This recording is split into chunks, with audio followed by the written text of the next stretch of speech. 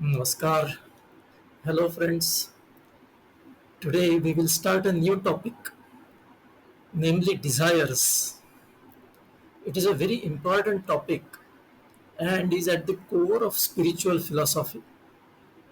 Let us start with understanding the what and why of desires. Let's first understand what are the different phases of human life.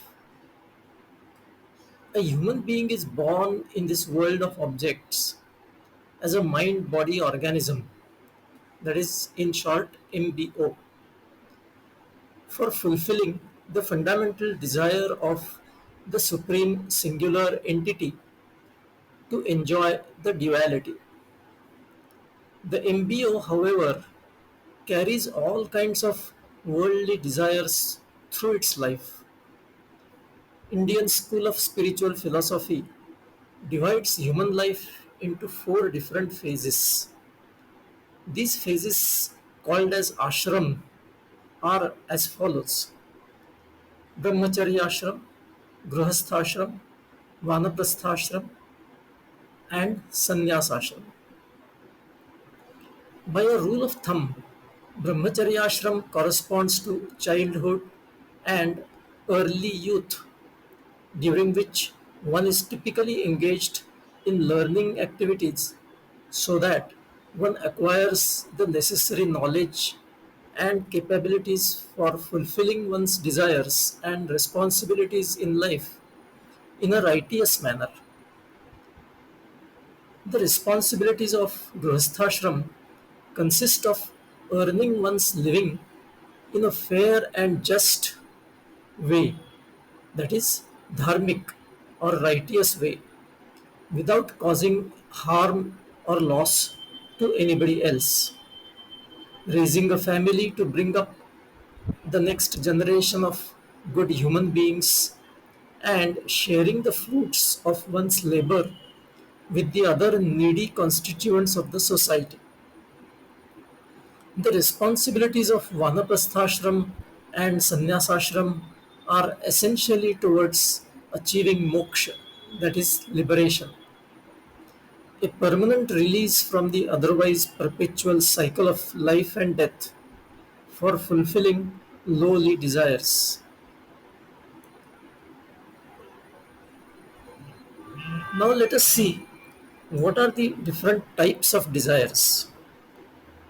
Human desires are of different types and are also different at different stages of life.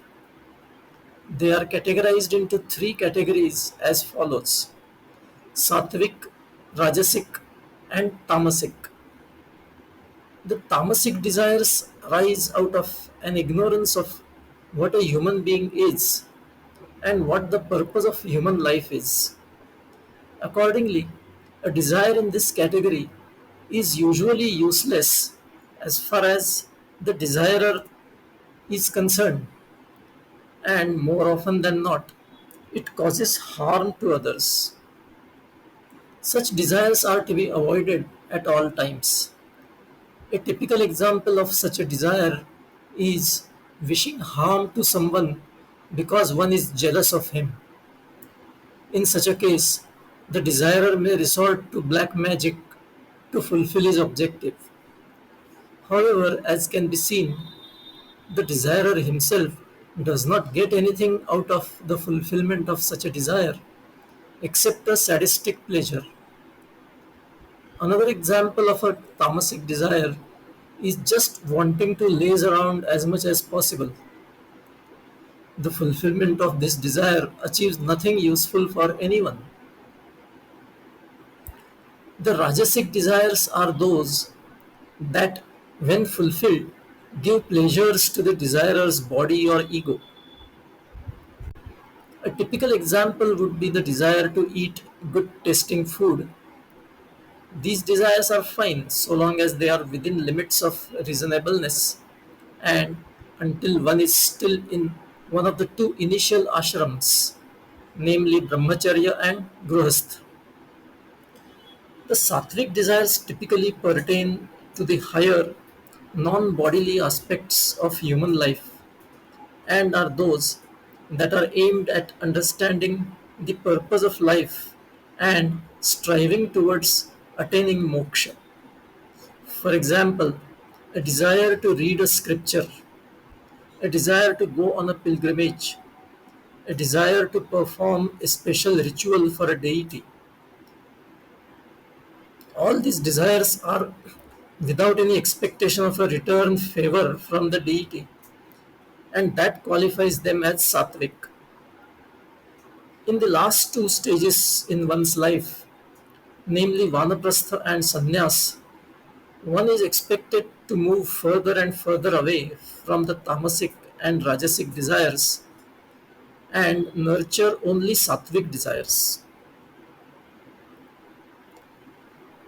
An important thing that you should consider is that desires limit our experiences. This is an interesting concept. Our intelligence constantly finds patterns of cause effect relationship in the various experiences that we keep getting in our life. These patterns are more often than not merely in the nature of an association between two scenarios, one as action and the other as its outcome.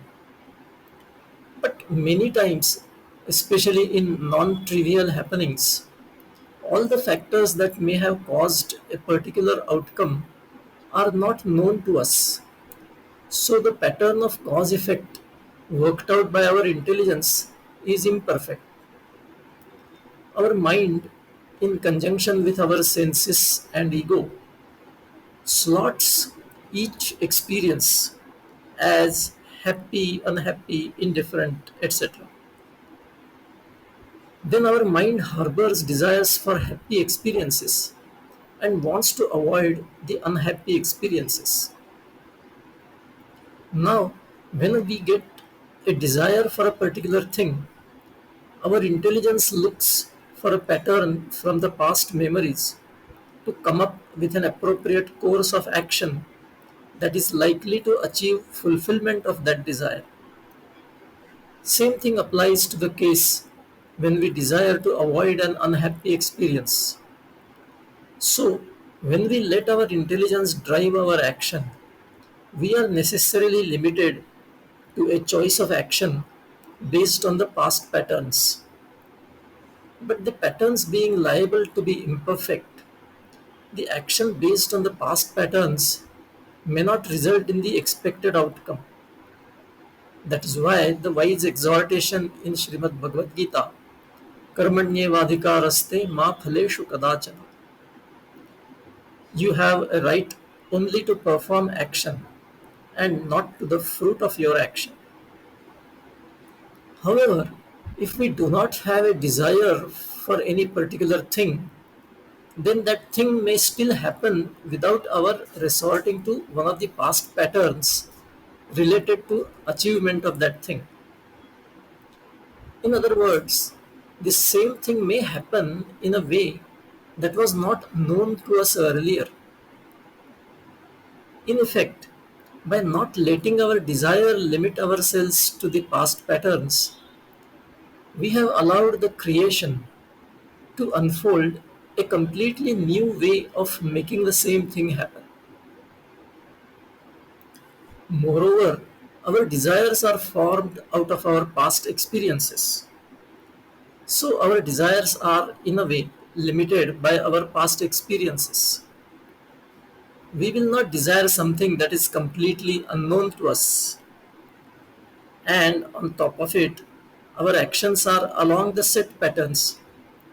So, in effect, when we let our desires drive our life, we are restricting ourselves to a limited number of possibilities. We are sort of tending to stick to a comfortable groove. But on the other hand, if we do not let our desires lead our life, we open ourselves to many more possibilities and experiences that we may have never even imagined. We'll stop here today. I'll see you the next time. Until then, bye.